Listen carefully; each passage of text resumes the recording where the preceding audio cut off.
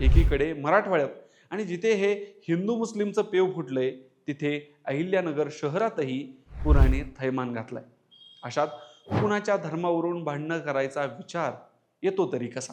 मुळात या संकटातून शेतकऱ्याचे होणारे हाल यावरून कुणाला सर्वसामान्यांचं लक्ष विचलित तर करायचं नाही ना, असाही प्रश्न विचारला जातोय. आणि असं असेल तर हे खूप वाईट आहे.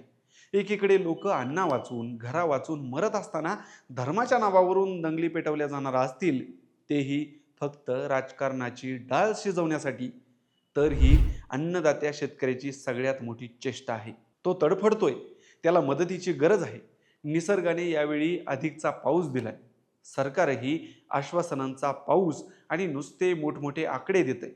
प्रत्यक्षात त्याच्या जमिनी गुरं सगळं सगळं काही वाहून जात असताना हे सगळं तुटपुंज आहे.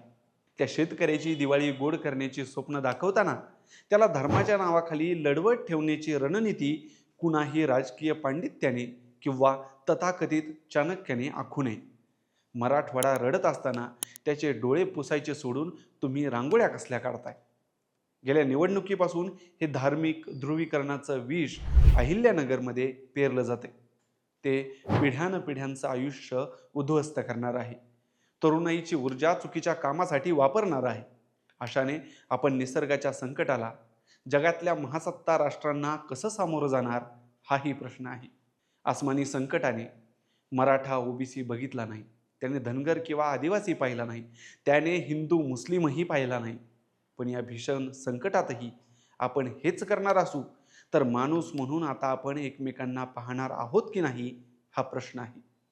आय लव्ह मोहम्मद किंवा आय लव्ह महादेव हे आपलं पोट भरणार नाही, हे रात्रंदिवस राबणाऱ्या तरुणाने समजून घ्यायला हवं.